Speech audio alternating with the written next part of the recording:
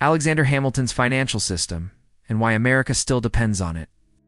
What if I told you that the financial system you live under today, your credit card, your taxes, your mortgage, even the national debt, is not just inspired by the past, but almost entirely built by one man, over 230 years ago? What if I also told you that this system was so controversial, so explosive, that America nearly broke apart before the ink on the Constitution even dried? Here's the real mystery. How did Alexander Hamilton, an immigrant, disliked by nearly every political powerhouse in early America, create a system so durable that the modern U.S. economy still relies on it? And even more unsettling, what happens if that system finally fails? Today, we're going to unpack the origins, rise, near collapse, fallout, and modern consequences of Hamilton's vision, and why, whether you realize it or not, your financial life depends on decisions made in the 1790s. The year is 1783. The American Revolution is over.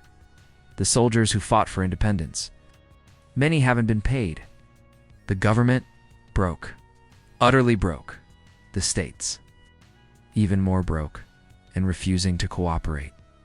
The currency, hyperinflated into uselessness, worth 1/100th of what it used to be.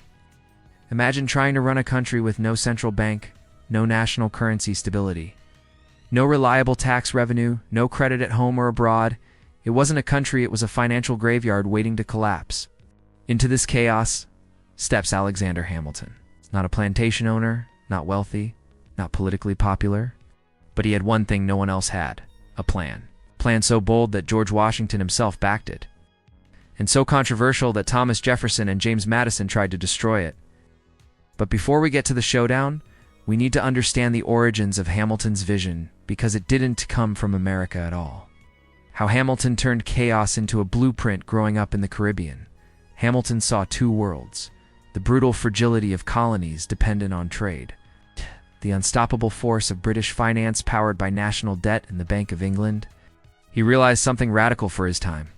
A country is only as strong as the credit it can create. When he became America's first Secretary of the Treasury, he decided to do three things that would change the nation forever. 1. Consolidate all state and federal war debts into one national debt. This was shocking. States didn't want to share debts. Some had already paid theirs off. Hamilton said, "Good. You're paying again because unity is worth the price." 2. Create a national bank to stabilize currency and expand credit. This would be the backbone of America's financial system. 3. Lay the foundation for an industrial economy powered by manufacturing, not farming. Hamilton believed America would never be safe if it remained a nation of scattered farmers.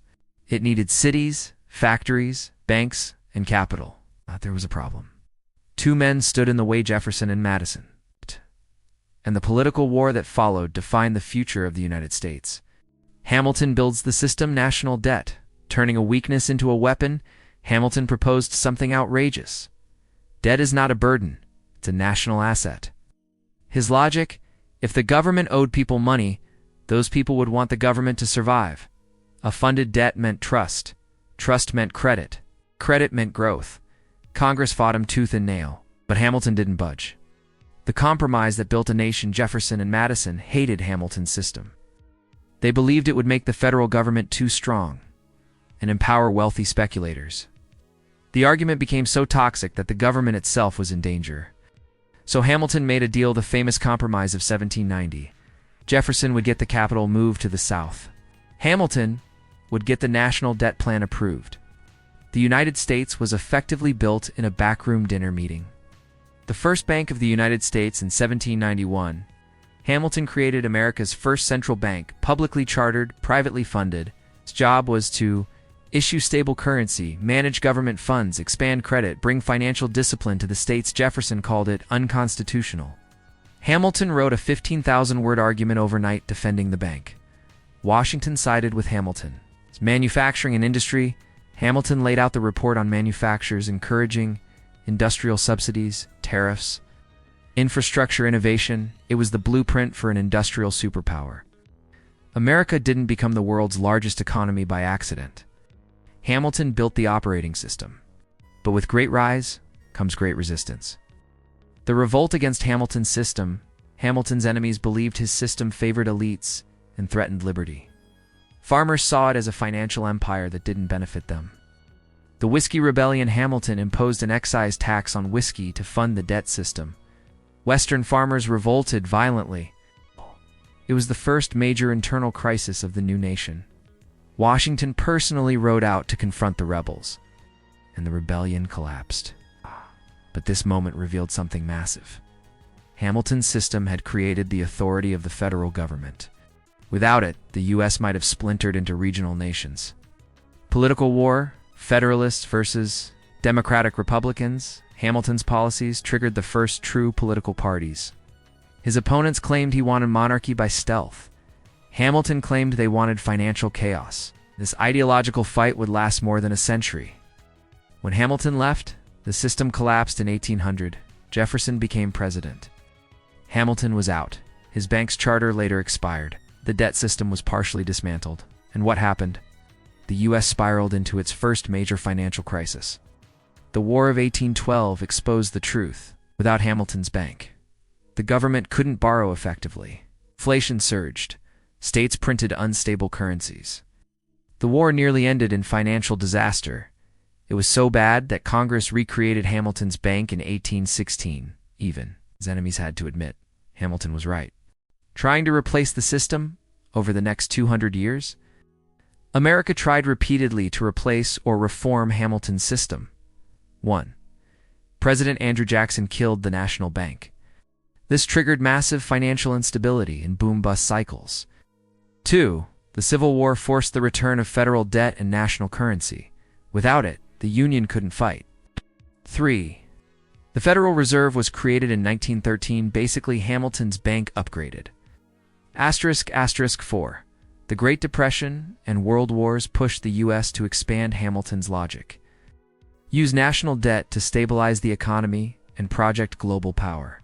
*** By the time World War II ended, Hamilton's playbook was not just American, it became global. But here's the twist. The modern world is now facing the same structural weaknesses Hamilton tried to fix in the 1790s. Why America still depends on Hamilton's ideas? Let's connect the dots. 1. The national debt. Hamilton believed debt created stability. Today, U.S. debt is over $34 trillion. The entire global financial system, from bonds to banking, relies on U.S. treasuries, which are direct descendants of Hamilton's original debt program.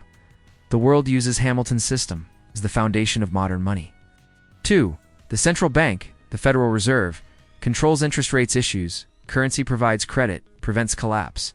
It's the first bank of the United States, with 21st century tools. 3.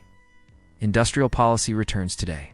America is again subsidizing manufacturing, EVs, chip production, strategic industries. Exactly what Hamilton recommended in April 1791. The biggest modern problem Hamilton saw coming. Hamilton warned that a nation divided over finance would be weak. Today, political polarization, exploding debt, central bank dependence, wealth inequality mirror the 1790s. History is repeating. And the real mystery is this. Can Hamilton's centuries-old system survive modern pressures he never could have imagined? Or is the United States approaching its next financial breaking point? 1. Stability requires structure. Hamilton's system worked because it created order from chaos. Every modern financial crisis traces back to forgetting that structure. 2. Credit is power. Nations don't rise through cash, they rise through trust.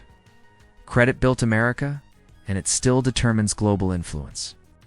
3. Unity is expensive, but disunity is deadly. Hamilton forced all states to share the debt because he knew fragmentation was fatal. Today, the same lesson applies to political and economic unity. The U.S. still survives because Hamilton's financial engine is running underneath everything. But engines wear down. And systems designed for the 1790s won't last forever without adaptation. The question isn't whether Hamilton built America's financial system. He did.